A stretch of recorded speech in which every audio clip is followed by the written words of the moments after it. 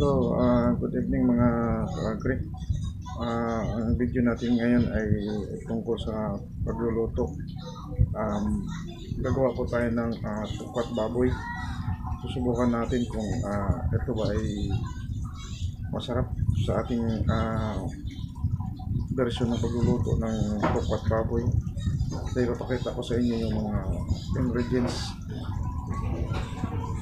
Ito po mga idol, ayan, kailangan natin ng pork tsaka tokwa. Ayan, mga naka-ready na yan, hiwa. Tapos ito naman ilalagay natin dito, lalagyan natin ng pepper. Saka ito yung mga ingredients para sa sauce. Yan, mga naka-ready na yan. Merong tubig, tapos toyo, suka, sukal, oyster sauce, saka pepper, saka ito pong mga ibang ingredients natin, siling green, siling pula, sibuyas dahon, saka yung sibuyas. Ayan. Saka dito naman is mamaya pag ihalo natin yung cornstarch sa tubig. Ayan, para lumapot yung ating sauce. Okay mga ka-agri, umpisa na natin mag halo dito ng pepper.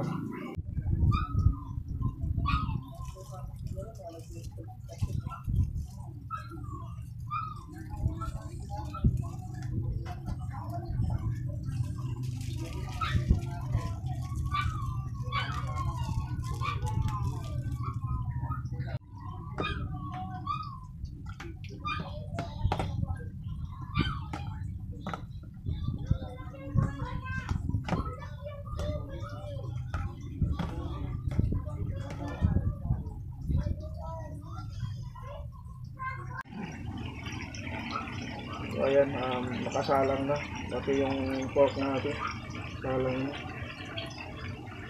Mali lang yung kasi pinahiwa na yung pork, dapat yung nakahiwa.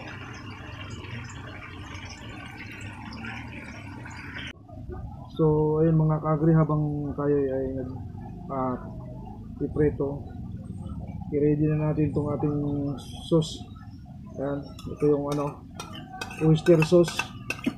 Oyster sauce.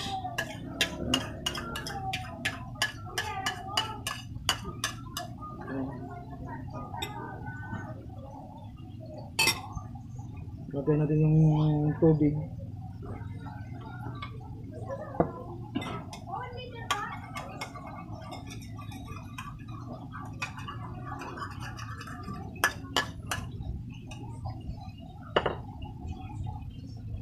Then lagyan natin lahat ng tubig.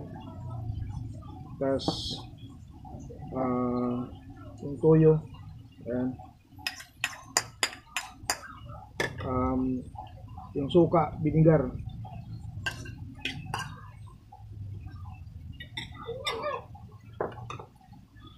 Lagyan natin ng sukal, sugar.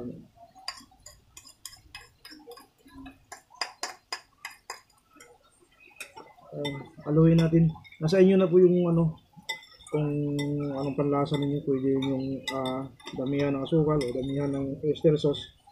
Depende na po sa inyo yun.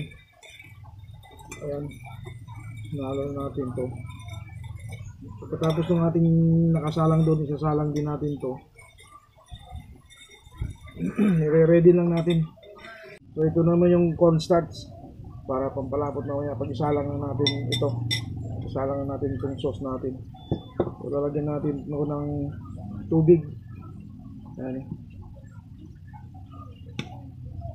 Ayan.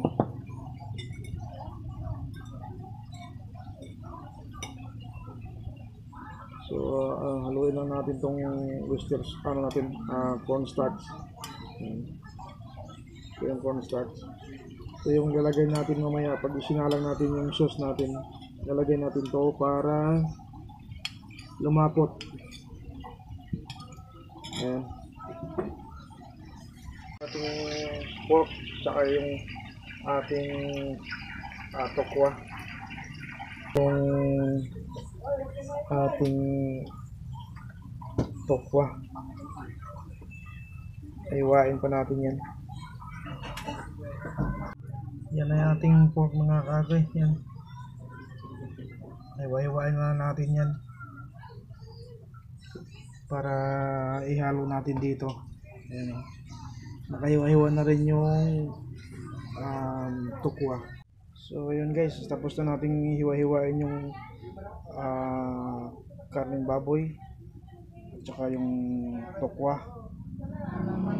Next nating gagawin ay ito. Lulutuin natin yung sauce. Let's go. Ayan, sinalang na natin yung sauce. Papakuluin lang natin yan. Ihalo. Madami-dami din to.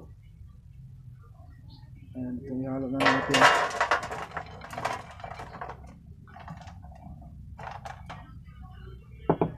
Lalagay natin yung tokwa.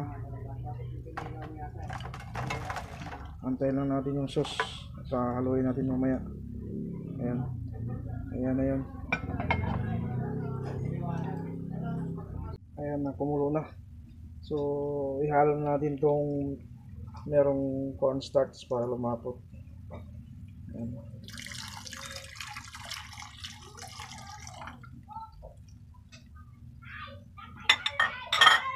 Ayan na. May cornstarch na yun. Cornstarch. Bubulol tayo dito. Ayan. Hintayin natin lumapot-lapot dyan. Yung ating mga sibuyas, sili, hindi natin ididiritsong ilalagay dito. Ihalo muna natin doon sa sauce para siya maluto ng kaunti. Malapot na. So ilalagay natin to para maluto siya. Hindi natin siya ilalagay ng hilaw.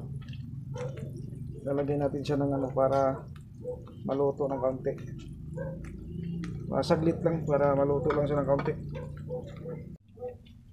So ayun, nakahalo na yung ating mga sibuyas dyan. Kasama na yung sili. So nagulaw-halo natin dyan para just maluto ng kaunti. So papatayin na natin. Ayan, ihalo na natin yung sauce natin. Sinama na natin yung mga dyan, sibuyas, sili.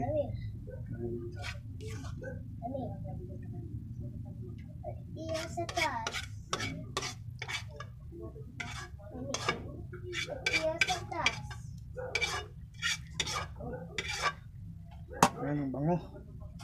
Ayan, haluin na natin. Ayan na mga kagre. Tapos na yung ating tukwat baboy. Ayan o. Ayan. Kung gusto nyong dagdagan ng sili, na sa inyo na po yun.